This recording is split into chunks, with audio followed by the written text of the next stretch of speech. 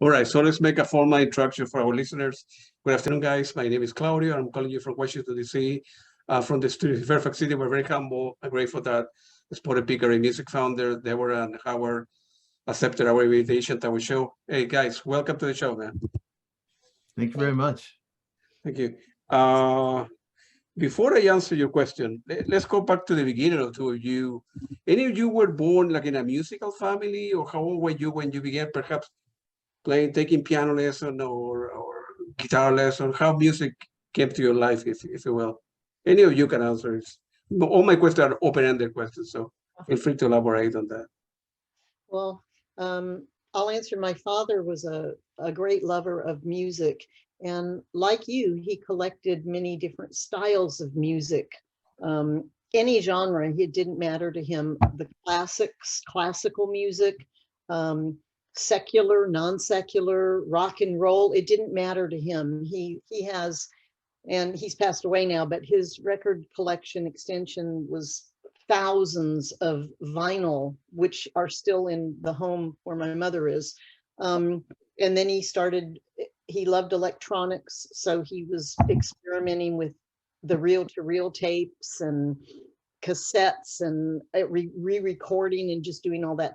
So when I grew up, I got to listen to a lot of different styles of music like you, and many different genres. I'll listen to anything once, and if I like it, I'll explore it further.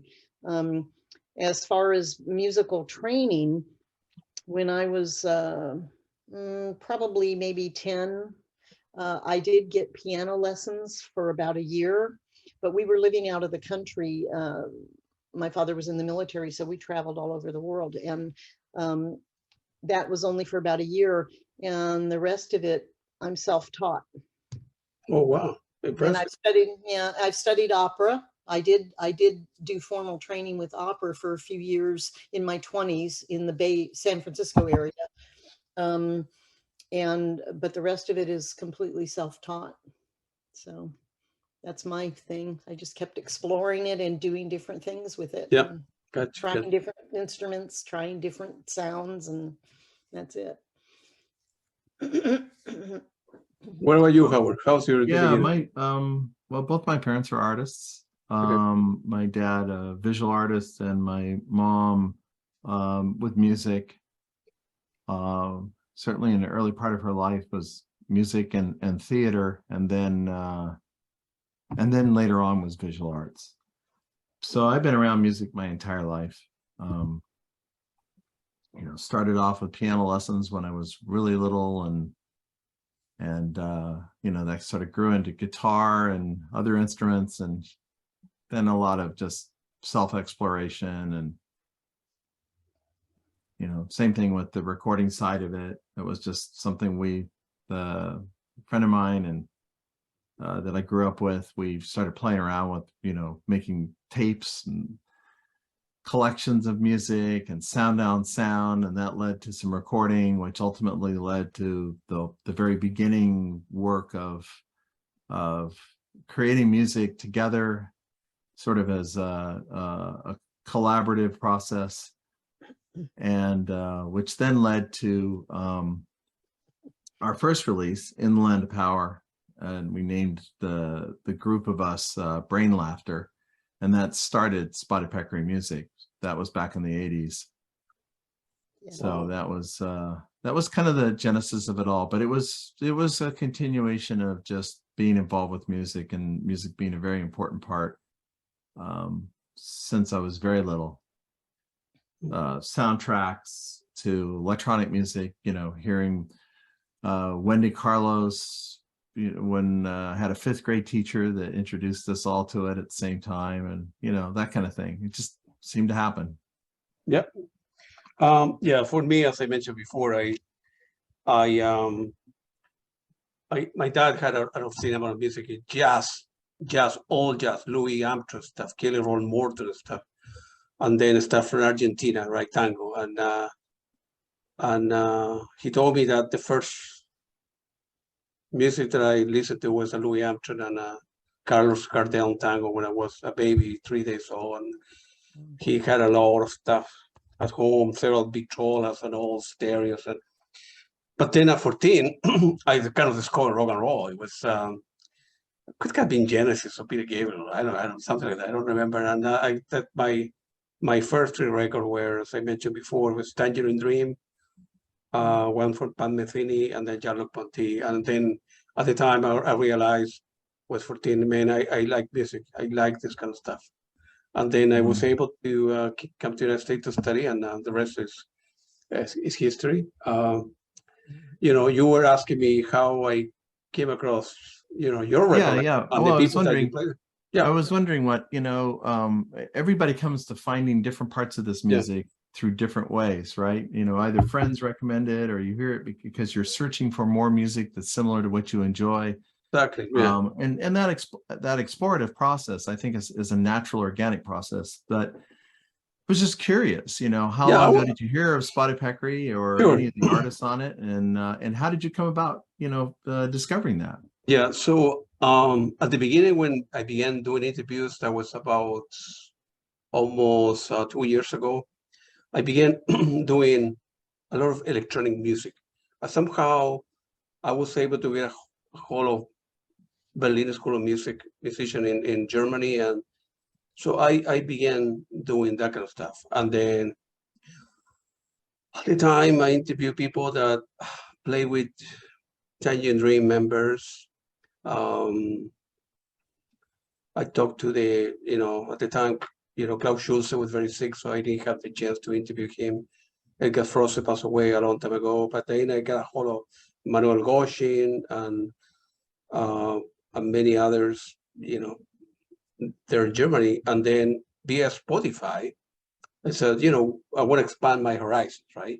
What else can I listen? And everybody mentioned, you gotta listen to, I know you like Tangerine Dream and you like soundtrack, but listen to Steve Roach. And then and the guy was fascinated. Then what else? I went to Spotify, right? And you pay $10 a month and you can get a lot of stuff. And I began exploring new musician, and then I got a call Roar Rich. And Roar Rich, which is an amazing guy, excellent personality, very, very smart guy, we get on very well. And he mentioned, have you ever heard about Spotted Peccary record label there, Oregon or Washington State? And no, I never heard of it. And then I went to a record label, and then it was, I think, and that's when I came across your record label. And some of them were in Spotify. I went to Bandcamp. Bandcamp for me is a source of information. And then you can listen to a lot of stuff. And then little by little, I began exploring that. It was different than electronic music, but I liked soundtrack as well. I have, I don't know, like 700 for different movies. And then, somebody mentioned the name cinematic soundscape. I didn't understand what they were talking about. And that's when I came across the record label. And, I think Beth Hilton sent me, I don't know how he got a hold of, I think it would, I think I remember now. I think my first interview was with Bart Hawkins. And then he introduced me to Beth. And then from Beth, she sent me the name of 3 people. Holland Holmes was one. Then this gentleman, David Helpling, with his album In, which is unbelievable. And then like that, and that's my, and that's what, how I came across your record label. And for me, it has always been fascinated, the strategy behind it, right? I go to a concert, right? Have no idea whether the artist got a good night's sleep or not, how the equipment got there or not. I buy good records, and then how a company make a record, a great album possible, right? And recently I interviewed, used to be the owner for Windham Hill Records. Will Ackerman. Yeah, Will, which is I talked to him for almost 3 hours. a couple of weeks ago. He's a very nice guy too, and he explained the process to me. You know how he started, and he got lucky along the way, and he had us trying. The packaging needed to be different. The picture needed to be different. The phone needed to be different. Of course, the quality is very important, right? And that's I see the same in you guys, right? It's not an accident, right? That you can get a computer for $700, but people are paying to pay $1,200 for a Mac, right? You can get a cup of coffee for $2, but people pay $3.75 to go to Starbucks, right? It's people pay a premium with a good quality. So if it's good quality and priced correctly, it's people are willing to do that. You know, I'm an engineer by trade, and I'm a computer scientist, but I'm detail oriented, right? I need to understand why people say that. You know, why it makes a good quality, why does it make a good album?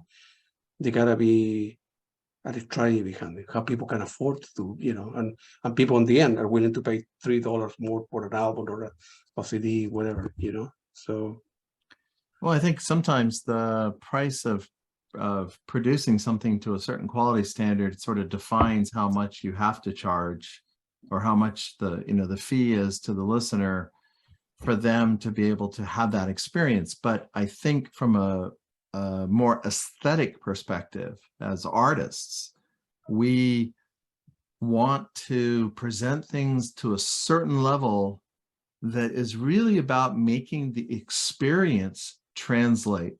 And you have to keep in mind, right, that a recorded product, a recorded work in the sense of art, is every bit as intangible as anything can be with art. Now, normally when you look at a painting, you see a painting, you can sometimes even smell it, but you can see the texture and how it sits in a room. It has a physicality to it. But music, being time-based, is kind of an illusion. It's just something you have to create an atmosphere for. And then we're playing it back through speakers, and who knows what room it's being played in, and all of this kind of thing. So the idea is to sort of set a stage for the music to reside in that hopefully communicates the subtler aspects of that musical experience to its fullest possible way. So we try to make the sound be as deep and big and wide and as involving, engaging, immersive as possible, while also making the package look like, hey, this is something you can take your time with, you can pay attention to it. And a lot about that visually, the imaging, the imagery that's used, and then we work real closely with the artist to make sure that we come up with something that really does communicate from their perspective. They resonate with it as an artist, what their view of what they think the music should be about. So we find that kind of balance between the music and the artist and our listeners, and also what we see as a way of trying to augment that whole experience. So it's visual, it's the different possible ways of getting the music out there, and then the music itself, the quality of it. How do we get that music to be as transparent an experience as possible? Yeah, absolutely. Let's say if I'm a new artist, right? Well, a new musician, right? Claudio from Virginia bought some synthesizer, put something together, send it to you guys. What's the process for you to, when deciding, well, this guy fit our criteria, he has something there, but we need to tweak a little, mold around to be part of our culture? How the process work? How a new person will contact you and become one of the artists on the record label? Well, it's really there's two parts. Yeah. When if you were to send us, in this example, if you were to send us music, it wouldn't just be about the music, it would also be about you. So we have to experience the music, and then we as a team discuss it, think about it, listen to it. Does it fit what the family of music that we present, and when I say fit, not in the sense of being exactly the same as, but as it seemed like there's a natural relationship, an organic relationship with all of the other music and the other people that are associated with the label, including ourselves as artists.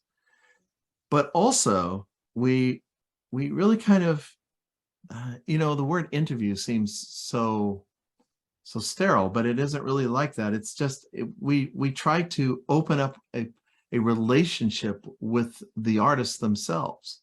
Who are they? Where did they come from? And what is their vision? They're great people that are very talented at music, and they could make music all day long. That would be, we would say, oh, that's very appropriate for Spotted Peccary music. But at the end of the day, we want to know that their heart is into it. This is their passion. And what are they going to be like? What is their view for 3 or 4 albums from now, from the music that none of us have heard, including themselves? That's right. So we're looking for longer, deeper relationships. So it's really about both. We don't just take it on the music alone. And oftentimes we are sold more by the artist and what they want to say, right, than maybe their ability to say it at that moment. Gotcha. Yeah. I imagine that if you come across with, I don't know, people that could feel the culture of your record label, but the personality is kind of conflicted personality, you will say, well, it may not work out because this guy want to do a one-off and disappear, or he has a, kind of weird personality. He doesn't reply to email on a timely matter, or he's kind of arrogant, or whatever kind of things, right? So, you need to be picky and choosy who are you going to be representing as a record label, right? Yes, and we're really not trying to be in any way judgmental about any person that approaches the label, because we're artists too, and we understand the process of the creative, aspects of it. But Howard is very correct. We have a team, we'll listen to the music and see if it does kind of fit into what we're already doing and the family of artists that we've curated over these many years. And then someone from our team, usually Howard will initiate a phone call, or he'll call me and we'll talk about it, and I'll initiate a phone call. And because I travel a great deal, sometimes I'll be in the area where that artist lives, and I'll actually go and meet with them. And just sit down, like you said, we just want a discussion and find out, again, like what Howard was describing, what is their passion? What prompted them to seek our label out, and what is it about the music? And then through that discovery process, we can understand what their dream and vision is for what it is they really truly want to do with the music. And we do sometimes get individuals that have 1 album of music and that's all they can do. That's all they want to do. They just want to be on our label because we think we're, they're like, you're a cool label, we want to put our album out on your label. But that's not what we're about. It really is about the art and the music and tying all of those elements together, not just the sounds, but the visual as well. So that when you see an album cover from our label, you're going to imagine what the music is going to sound like. It takes you deeper. It's a much deeper relationship with what's going on. So how are you able to develop sort of outstanding quality? I mean, I was mentioning the David Kaplan album, that is, the phone is great, the outside, the inside is beautiful, the quality is very good, the packaging is well done. I mean, I imagine that some years ago when the two of you got together and said, well, we want to create a record label that has, I don't know, the following 10 characteristics, right? And evolve over time. Feel free to elaborate in the process of the quality or the colors, or when selecting an image or whatever. For me, it's fascinating how the stuff, as I say, come from your factory to my home here in Virginia. Well, I think I will answer very quickly, and then I know Howard has things he would want to say about it for sure on the technical aspects and things. But Howard is the original founder of this label way back in the early 80s. And I actually met him in 1982 when there was a group of individuals. And the whole goal, I think, from the beginning, and Howard, please correct me if I misspeak, was a group of, so that we could have like-minded individuals that were passionate about experimentation, experiential with the equipment and the sounds, and delving into how does it work? What can we create with it? And I think all of the original members, and I came on a little bit later, but I was with them at the very beginning, visiting and doing things because I was doing other music stuff. But what can you do with it, and how does it work, and how do you create all this? But it was all like-minded individuals who loved film and soundtracks and experimentation and musical passion to put together things, and the arts as well. So when you get that together, also the idea of creating music that is somehow going to affect whoever listens to it in a positive way, whether it be for a healing experience, or not for lifestyle, but over many years, we've gotten hundreds of communications, thousands, from individuals who had a terrible experience, an accident or something, and then they heard one of our tracks on the radio, and they send back and said, I didn't know what I was going to do, but this gave me hope. This gave me, I went and got the album because we had many people, we've gotten letters where someone was killed in an auto accident and the mother was distraught. And I mean, that to me is very, very important. It can be visceral, but the emotional aspect of it is what drives us, I think, to create for those people that for somehow it just does something for them. The music, yes, we do strive. Absolutely. Every release must be as better or better than the one that we did before. We're always trying to push the envelope in terms of what we're doing, not just with the visuals and the art, but the electronics or the music instruments or the creation, the compositions themselves. And we try to, I know Howard, you're a wonderful facilitator with that, because he'll speak to the artist, I'll speak to artists, and all of our team, the people we have, they will speak to the artist to try and find out, try and entice them to share exactly what they're feeling deep inside, to bring that forth so that it translates into what they're creating. How do you make a mountain breathe on an album? How do you bring that to life? How do you create a sound that is going to be alive when the listener hears it? Those are we go pretty deep with some of this stuff, and each artist thinks differently, of course, but those are the things that when I'm an artist too, but if I'm thinking about it, I think of those things. How do you make it sound alive when it's pressed onto a CD or a vinyl? Gotcha. How does it pop out? See. Excellent. So Feel free to elaborate, Howard, your side of the coin. I go off the deep end sometimes, but really, truly, that's what the art's about. But Howard has more in depth on the actual technical parts that are so important. Oh, so. Yeah, I mean, it's, I don't know if it was, if it's one of those things you just start off saying, oh, we just want to achieve a certain standard or a certain level of quality, and that's our goal. I don't think it's that that obvious.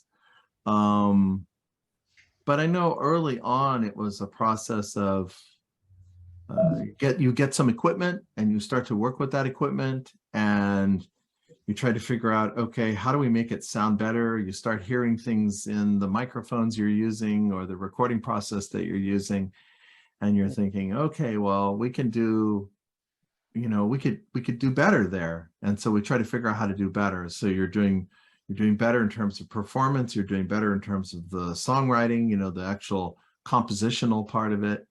And then you're doing better in terms of the capture of it, the recording and mixing and then producing it. probably a couple things came to mind really fast. And you've made mention of, obviously Will Ackerman and Wyndham Hill.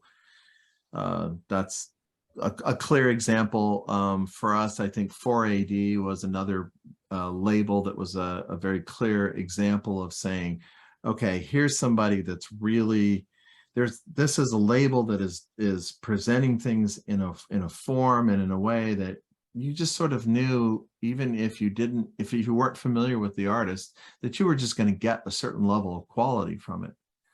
So that was probably an inspiration. Early on, I would see, I'd be looking at what Steve Roach was doing, and Steve was getting his work, mastered in Los Angeles. And so I'm looking at this process and saying, hey, how do we get the sound to be to that level? Because there's something we're not quite connecting with. And so you try to find the different mastering people. And then if you can't really figure that out, then you basically do what other people have done, right? So in this case, we went to Danny Hirsch, just like he was, and tried, mastering in LA and seeing if we could bring the standard or bring the sound to what we were trying to do. And in that process, you also learn what you need to do better in terms of production. And then it starts to expose some of the weaknesses maybe in the writing and the composition. So, all of it just informs that whole process. And, eventually, of course, we went through a lot of different iterations of that and finally got to the point where it's like, hey, when it comes to electronic music, I just got to be doing the mastering myself. So I didn't want to be doing that, but that's what happened. And it was important because it helped also control the quality of what we were putting out. Because if you get 10 different recordings from 10 different artists, they're not going to sound the same. And more importantly, they're not even going to have the same quality. And there isn't a box that you can just run something through and all of a sudden it sounds good. I mean, there's places or people who sell it as though you can do that, but it doesn't really work that way. So it was something that we kind of got led to, okay, got to spend the time, got to learn it, got to spend the money. Same thing in the graphics, we went from the early era of doing everything optically and putting it together in a physical form, cutting and doing all the layup and everything else to produce, the visual part of it, to transforming into the computer era of producing graphics. And interestingly enough, that also was true for audio, was that computers in their earlier stages weren't very good. At least the computers we had access to weren't very good at the quality, but that changed. And as it changed, we grew into it. And then now in our current configuration, the team that makes up Spotted Peccary, we have a fantastic person who is really talented and really passionate about his visual art, and Daniel Pipitone, and he has championed it, taken it on. He's our art director, and he's just doing a fantastic job. And again, it's still talent. It still comes down to, everybody can use Photoshop, but it's what you do with it that matters. Everyone can use digital audio workstations on a computer at home, but again, it's what you do with it that helps, convey the magic that takes it to that next level, the next 10 or 15 or 20%. And then we still have to get back to the artist level and say, okay, how do we make your music? How do we get there? Where can we go with this? Is this really the best that you think it can be? And it's so interesting that most people, we're not here. My role isn't to tell an artist what to do. It's to help them have the best relationship they can with the music, which is kind of like their child. So it's almost like a role of a counselor. It's like, well, let's talk about what's happening here. What could this be? And so we have conversations about it, and we see what we can do to bring out the best possible result. But the whole idea is to actually make that experience be as deep and meaningful and authentic from the artist creation through the recording process, the quality that's involved there with the tools that we have available today, to now we get into production and how do we make it sound as good as we possibly can and look and be presented as good as possible with all the tools that we have. And that's really the defining factor. And it doesn't make a difference whether it's just going to streaming or whether it's going to go to vinyl or whether it's going to go to CD, because, you know, the physical products are really just conveyance. Well, vinyl and CDs are very different, but really it's just a way of conveying the music. You know, it in itself isn't the music. A vinyl record isn't the music. The music is the music. It's just on a record or on a CD or out there in the streaming world. So how do we present that so that the most number of people can hear it and appreciate it and get the biggest experience that they can from it? Yeah, man, that's a beautiful answer. The technology have changed so much in the last, I don't know, 15, 20 years. Did you guys ever go back and re-release an album from whatever Johnny that you guys did it in 2005? That was a great album, but perhaps the technology was not there to the level that is right now, and try to ratio that, and, you know, with the help of the artist, you know, now it's new technology to do X, Y, Z. Are you interested in us, you know, doing a version 2 or version 3 of your album? Because we did okay, we sold that album a lot, you know, it was well perceived. It's never really about sales, interestingly enough. It's really about, again, and that's a crazy thing to say, but it's really true. It's really about the art. It's always about the art. The most important thing is the authenticity to the art. We absolutely have to believe that when we do a really good job, when we present it to the best possible way and people resonate with it, then we've done our job. That ultimately will translate to what we call sales. But we differ from a lot of labels in that way, because our focus isn't about the bottom line. It isn't about making money. It's really about making good art. And if we can stay true to that, then the fruits of those labors work themselves out. So the decision to go back and remaster an album is really about,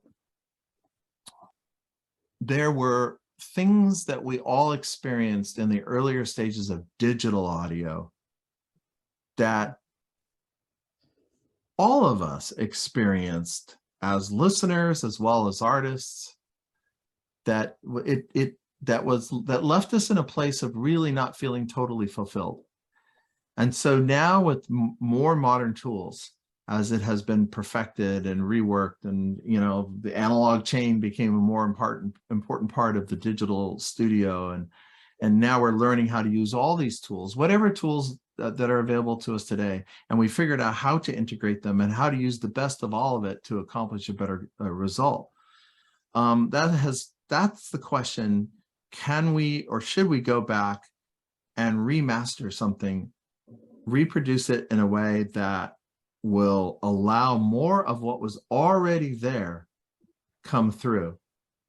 And that's the goal. You know, it's not to go back and mess with it too much. We're not trying to, you know, literally doctor and change everything because we can. I think that one has to be really careful with that.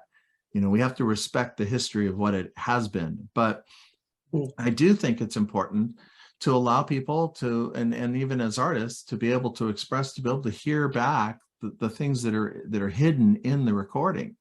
And that's been true for many of the Spotted Peccary releases that we've had a chance to go back and remaster, and we have plans to do more of that with Spotted Peccary. That's also been true for a lot of the stuff that I've remastered for Steve Roach. And it's been absolutely an incredible experience. I mean, it's like, you know, are we tampering with art when we say, hey, we're going to go and we're going to clean this film and this coloration of hundreds of years of smoke and other things have changed the colors of the Sistine Chapel? I mean, are we messing with something, or are we allowing what is already there that's now hidden by all of this time to be removed, and now we get to see the original art again?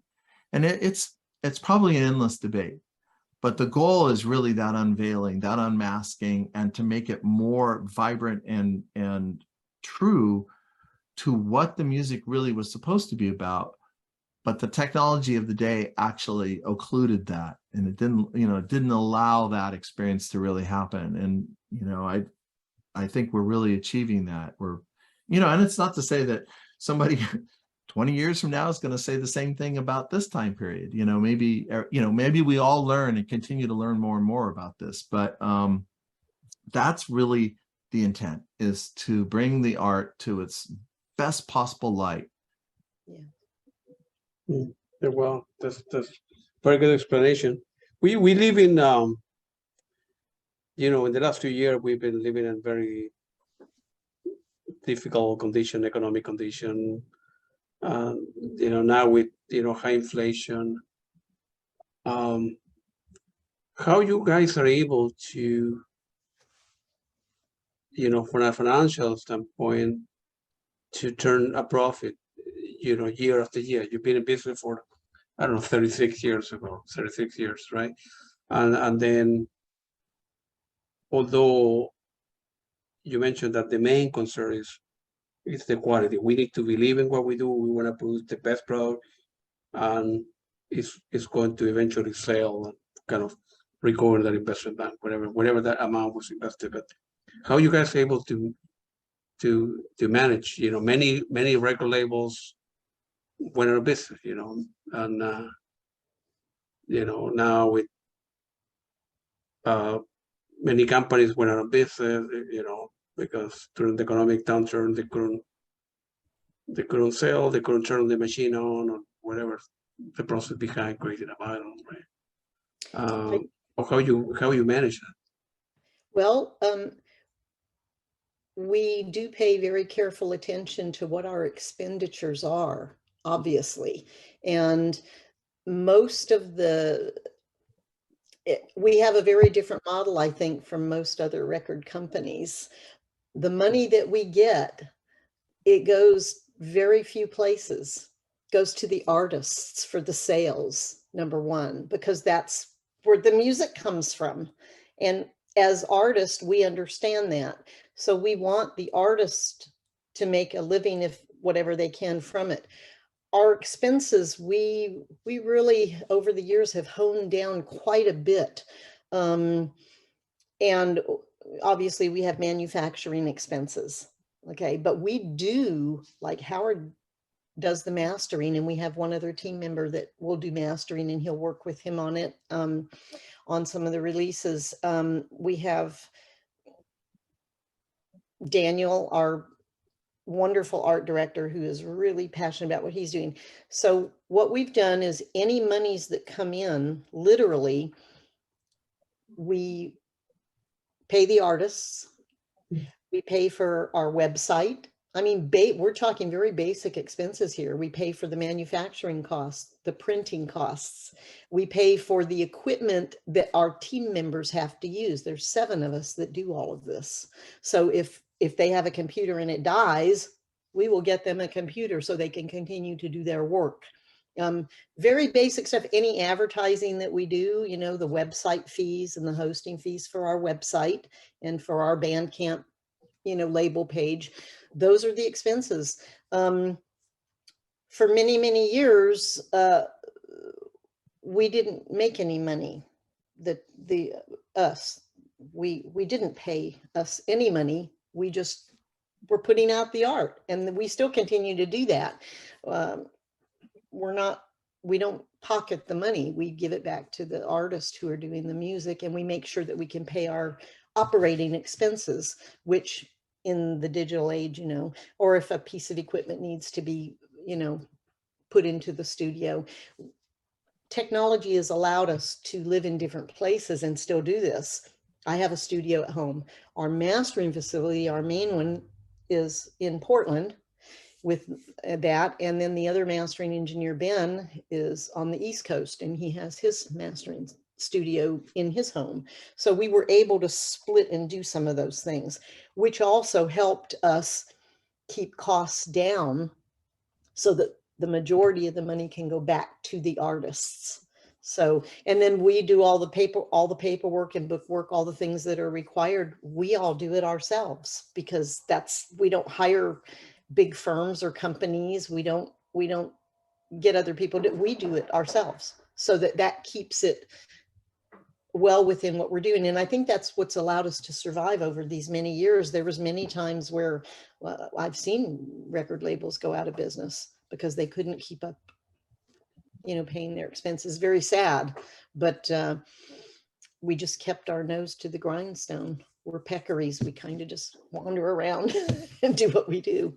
So those are really the basics of it, I think it's really still about the passion, though. I mean, ultimately, when you're passionate about something, do it. That's the thing that gives everything that you do the authenticity, right? That people, the listeners, and the artists can all connect to. So, and I think we see that all the time. I mean, really, the problems that the public might have when they're looking at what Elon Musk is doing, or what the government's doing, or what's everyone's really saying the same thing in the sense that they're looking for some authenticity. They want to connect to that. They want to believe that the people believe at a higher level than the money part of it, or that they're being sold something.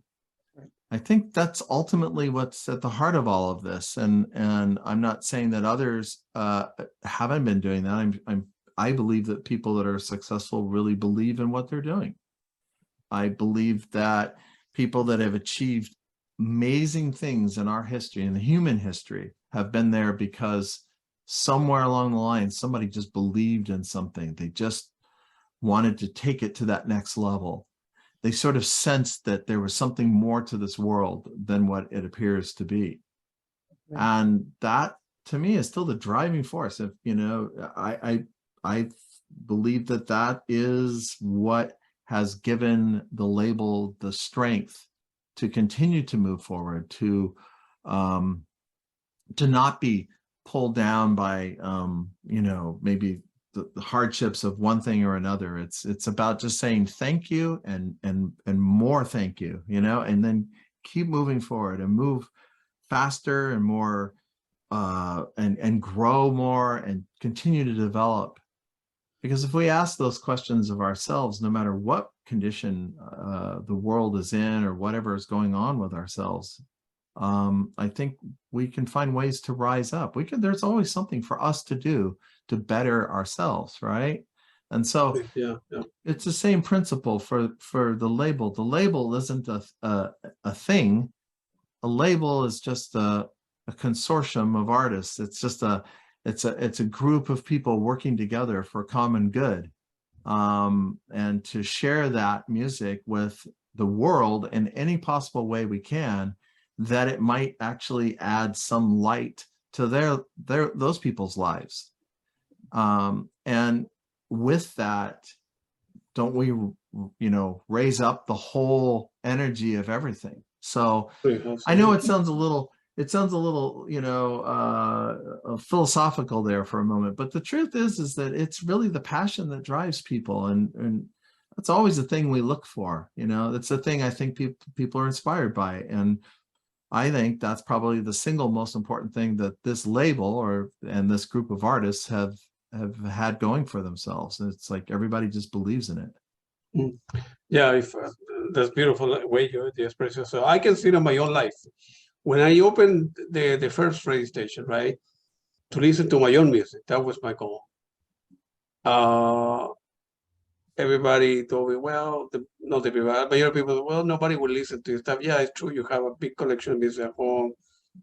And then I will do it anyways. I don't care what everybody else think of that. I put a will try. Then somebody told me, well, what makes you feel people will get back to you? You have an accent. You are online radio station, no physical radio station. And then 2 years later, have done 200 views. I'm going to be talking to Rick Wakeman, Peter Gabriel, a couple of months. I have done interview a lot of very famous people. you guys, many people from your record label, and I'm still going. I pay for all the costs for the server. I own all the music that I play on the radio. I pay music right to tree organization.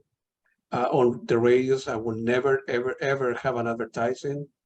The radios are always going to be free. They're 24 hours a day. I'm broadcasting at better quality than Spotify. What do I do? What I do? Somebody asked me, so where's the catch? Somebody, pay for everything. You interview with people. There's no catch. I have a well, paying job as a computer scientist. I have several college degrees. I have done well in my life. And I do that as a legacy for the future. Hopefully the internet will be out there in the world, and people will be able to listen to all these interviews in 10 years from now, 100 years from now. Music has given me so much satisfaction in my life that it's an honor for me, talking to you guys and talking to every musician that talk, because that's the beauty of stuff. I do what I do because I like it. I'm able to have a good salary, a day job, and because you're passionate about it. That's important. Exactly. I interview some musicians in Japan, right?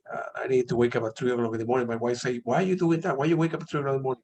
You need to go to work at 6." Yeah, but it's this guy. It's a band Kenzo. That's very good. Then I was able to talk to Lisa Gerard for Dead Can Dance. Oh yeah. Our meeting was today's Monday. It was Thursday or Friday morning. I needed to call her at 5 o'clock in the morning. That's the only time she got. No problem. Wake up at 4 o'clock. Very happy to do it. Of course I was sleepy. I drink a lot of coffee, but I do what I do because I like it, because I think it's needed in a way. Yeah, it's a little bit of ego behind it, be able to talk to all these famous people, if you will, but it's for somebody else that work can do it. It's for people that, it's not for me. It's not for me. So you mentioned something very important there. You brought up the word ego. Mhm. And it's interesting because I think that there are people in this world that do what they do for themselves. I mean, it's very clear that they're really not doing it for anybody else. Right. They're only interested in their own self-interest, their self-gain. But you can really see that when those people are like that, and when they act like that, you can see the fruits of that kind of thinking, and it's very obvious. And it's not like one doesn't experience some sort of personal ego moments when something is very successful, or somebody says, "Oh, you're really great at what you do," and you're like, "Oh, thank you." I mean, it does rub off a little bit, but then you have to check yourself and you have to say, "Wait a minute. But I'm not doing that for me. Yeah. I'm really doing this for this much bigger thing," because really throughout all of history, the people that have inspired us are the people that are clearly about doing something so much greater than themselves. Absolutely. Absolutely. I mean, if we are not in this life for one another, what are we here for? Absolutely. because we can't keep this. This won't last forever. Right. So yeah, so it's very important. Yeah, it's very important that there's a little bit of ego that comes in and goes away. And some people say, "Oh, well, that person's egotistical," or there's this and that. But you have to check, sometimes it's just self-confidence, but when that person is pushing harder and harder and harder to get this music out, to deepen the experience, to share with people, to inspire people, and it's not about, "Oh, wait, how much money am I making from this?" And it's funny because we have had those conversations, and an artist all of a sudden gets their head turned around and they start looking at, "Oh, wow, I've had this success and I'm making this money from it. How can I make more music that will make more money?" And then just like, stop. Don't do this. If you go down that path, I guarantee you your music will suffer because you're losing the vision. The vision needs to be about the thing that inspires you inside here. And it needs to be about constantly working towards deepening the conversation between what's inside of you to what's inside of all the other people. Yeah, absolutely. In the example that I just gave you, right, about the ego, when I talk to Lisa Gerard at 4 o'clock in the morning, I need to call her in Australia. She doesn't give that many interviews, and I have a good strategy on the stuff that I do. And I got lucky, and I was able to talk to her for 28 minutes. Right? She did all the talking because she liked, I wasn't able to ask many questions. But I uploaded the stuff to Facebook and YouTube, and 1,500 people have seen that 28-minute interview in 2 days. 1,500 people. So in a way, because she doesn't do interviews that much, people didn't know her and didn't know her voice besides the singing. And I make 1,500 people happy. Yeah. And then, probably 100 people will listen tomorrow, and in a month from now will be, 5,000 or whatever the number has to be. Yeah, it was the first one I did it, but it wasn't the reason. I did it for other people to benefit. If I make happy 1,500 people, I'm very, very happy, or even one person. For example, right? I'm desperately trying to get a hold of Wendy Carlos, and I have talked to several people that worked with her in the past and did where she is. I'm unable. In a way, I want to talk to her because I want to honor her as a pioneer, so women doing the stuff that nobody was doing the stuff before, and it bothers me that, well, I need to respect her, but I would love to talk to her as an honor, as a tribute to her. I'm just a mechanism to do an interview. I'm nobody. I'm a guy a Hispanic guy with an accent in Virginia who likes music. That's all. That's all. Well, that I came kind of, I don't know, middle class family. This country has been very good to me. I'm the American dream alive. I was a very bad student in Latin America. My parents were pretty much kicking me out of the house. 36 years later, I have 6 college degrees. I went to Harvard and a bunch of other big name schools. And I'm an average guy who tried to do the good thing in life and like music. That's the only difference. So if anybody can can get a hold of Wendy, that would be great. And because she's a pioneer. She's getting old. I think she's still alive, living in New York, but I don't know how to get a hold of her. I will do anything. If she asks me, okay, I want to interview at 3 o'clock in the morning, you need to go to a coffee shop in New York. Hey, I'm coming tomorrow. I tell my boss that I'm taking the day off tomorrow, so because I will. Well, that's a noble cause. Not because maybe she shouldn't, and maybe because she hasn't earned her right to her privacy, because certainly I'm certain that's the case.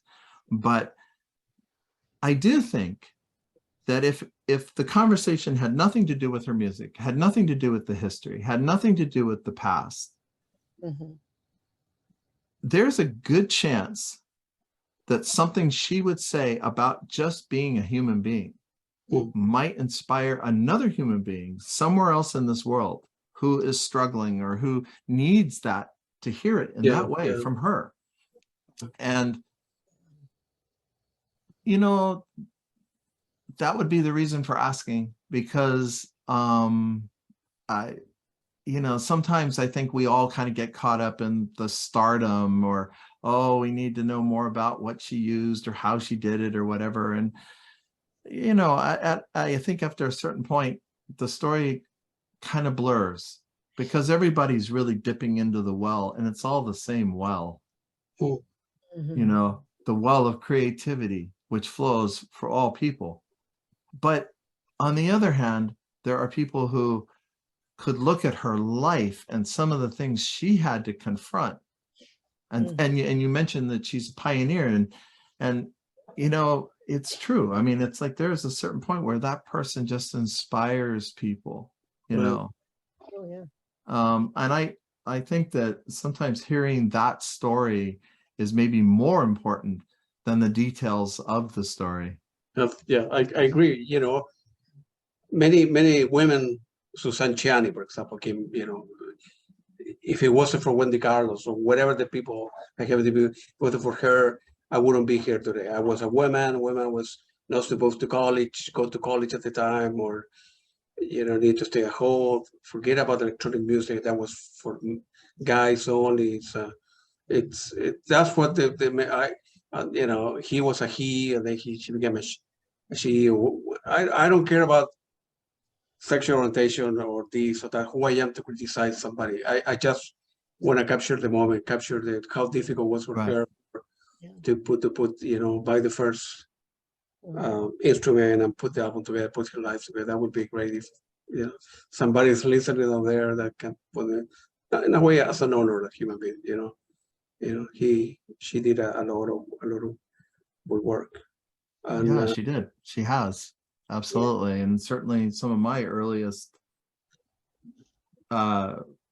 clear understandings of electronic music. I mean, really sitting down and saying, hey, I'm going to listen to an album that is electronic, which I mentioned. I had a teacher in 5th grade, and this teacher, fifth, 6th grade, somewhere in there. And her album had come out, the Switched On, Switched On Bach. And so this teacher brought it in and played it for our class. And we were just kids, and we were hearing other aspects of electronic music that were starting to filter into our reality. But it wasn't clear cut right in front of us. This is this album, and he puts this on, and I'm absolutely certain that that moment had a huge impact on me. I'm not saying that later on, listening to Paul Horn, Inside, or Pauline Oliveros, or Wendy Carlos, Sonic Seasonings, or ultimately Klaus Schulze's Time Wind, all of these things were huge impacts. Or even off in a different direction, Steve Reich, Music for 18 Musicians, all of these things were influences. They were ideas for inspiration. But Wendy Carlos, coupled with the Apollo missions, going to the moon, the imagination that those people pioneered and left us all sitting here on Earth looking up at the moon and wondering what was this all about, and how are we doing this, and the possibilities of all of it. And I think all of that sort of manifested itself. It started to create this kind of vision or inspiration inside of myself and other artists as well that we've all worked together with. And there's no question she had a huge part of it. Absolutely, yeah. And you guys and if we never hear a word from her, thank you anyways. of course, you need to be, respectful. Yeah. If I cannot get a hold of her, like I've sent email to a lot of people, then she doesn't want to be, her, and she got her private life. Yeah, you mentioned, you guys the same, are pioneer. You mentioned money. Well, we don't know them for the money. If you're looking for the money, go for another record company. It's not what it's about. When Steve Jobs, which was a very crazy guy, also was a pioneer, right? Yeah, he make a lot of money. He became successful in the AI society, make a lot of money, but it wasn't the thing. Elon Musk the same. No, forget about the oil. We need to do, electric car. Nobody give it the time of the day, or SpaceX, and look at what he is, man. You need to be in life, whatever you do in life, whether you're an engineer or musician, you need to follow your God and then believe in yourself, and then go for it. It's foolish that many people live somebody else's life, or they're not happy. For me, it was very clear. I one day I want to be 85. I want to die that day, and I want to say, man, when I look back in my life, man, I saw thousands of concerts. I talked to all these musicians. I got a beer with Eric Clapton when he was 80 in London, or whatever happened to me. The radios were successful. I didn't make any money. That's okay. The interviews are there. I have 1,000 or whatever, or I'm able to, travel with some people to see their concert from behind the scenes. I want to see how a concert is put together. So I'm going to be traveling a couple of days with a couple of musicians to see how it's like. That gave me a lot of satisfaction. And again, I'm not doing it for the money. I'm doing it because I believe in what I'm doing. I know exactly what I'm doing, and if I can make some people happy, and that's what somebody paid me off, you know. In the example I interview right now, in a couple of weeks, I interview is going to be seen by 5,000 people or whatever happens to be a number. I'm very happy that I make some people happy. You know, that's not for me. It just happens to be the first, but hey, could have been anybody else, you know. Mhm. So, and, well, I'm very, it was very nice talking to you guys. I mean, I'm happy that you guys are doing the right thing. And when you believe in yourself, you believe in the process, the stuff eventually pays off, right? Monetarily, people, the record label, being associated with Sport and Peccary is known, right? Absolutely. I mean, one of the things that I definitely share with a lot of artists, you know, there's a notion that if you sell so many CDs, or you have this many people hear your music on a live stream, that you're successful. Yeah. And so success is somehow it is measured by numbers or dollars. Yeah. And I think, you know, Deborah can agree with me on this, or, you know, has, you know, certainly you have a different perspective on it. But I mean, one of the absolute truths that we live by is you are successful when you believe in yourself and you just do this music. You do this thing that you do. It doesn't have to be music. It could be any kind of the arts. And Yeah. arts, what does that mean? You know, you're, as an electrical engineer, you're an artist. Yeah.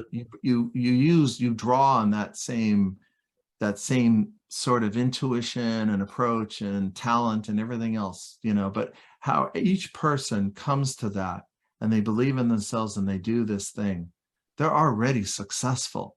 Absolutely. Mm-hmm. You know, the other things, yes, they're important for commerce, they're important for living, they're important as the things that we all share. But the measure of success is how you feel inside, at the end of it, in the inside growth that happens from the process. So that's the most important thing, and we don't really try to evaluate it in any other way. I agree with what Howard just said, because as an artist creates a project and has the music ready and then we put it out, I try to, and I know Howard does too, when we are talking with them or exploring with them or helping facilitate that for them so that they can realize their vision, what is the driving force behind that for them, and the passion and what's created from that. Individuals who hear music, not just our music, but any music on the planet, somebody in one single moment can have a profound experience for whatever reason in space and time. For me, I'm going to share this because it was so overwhelming. Gustav Holst's The Planets. Okay. I was sitting doing something, I can't even remember, but it was a very difficult thing I was trying to do paperwork wise. And the music was playing in the back, and all of a sudden this song came on, Mars. And I had to stop what I was doing, and I was hypnotized by it. And it took me to this whole other dimension. And the effect was so overwhelming. Then I finished what I was doing afterwards, and I just went right through it like that. And I'm like, what just happened there? So I went back and listened to the whole thing again. But that was a profound experience. I've had that several times throughout many years, listening to a piece of music. If you're not thinking in here, it just permeates you and you become that piece of music for a short period of time. And I'm hoping that whoever listens to music can have that effect or be affected by that music in such a way as it gives them that profound sense of being in that moment at that time. Yeah, absolutely. And we live in crazy times now with rolling in Ukraine, man, if I were up to me, I will give Putin your music to listen to stuff, so he will change his mind. You know, this guy is crazy. I mean, there's music in many ways. I don't know, maybe can change the world. For me, it's magic. You know, I put my headphone, I drink a beer or two, and I take me places. I don't know. Everybody asks me the same question. I don't know. I cannot explain it. It's something inside myself Yeah. changes. You know, like the Wendy Carlos album, right? Or the Klaus Schulze album, or another, I believe, album, E2, E4 for Manuel Goshin in Germany, in Berlin. It takes me places. I don't know why it's the process or why it does, but you know, has given me music in many ways. Has given me so much satisfaction, and I do what I do because I like it, and I wake up every morning. And in my example, if Wendy Carlos said, "Okay, I can see you in a coffee shop tomorrow at 3 o'clock in the morning," you bet your life, and I'm going to be driving to New York. She's in New York at about 3 o'clock in the morning to talk to, you know, whatever, because that would be the right thing to do for me. You know, I will be sleepy, but it's okay. Yeah. All right, guys. Music Okay, is it was very, very nice talking to you. Good luck to you. And you guys are doing a great thing. And I've Thank been you. able to listen to several of the artists that you're working with and under your record label, and keep up the good work, and you know, keep up the magic. You know. Thank you for this opportunity. It was No, wonderful. the other way around. to talk with you. The Thank other you. way around. Wonderful. Thanks, Claudio. Thank you. Have a good evening. Thank you. Appreciate it.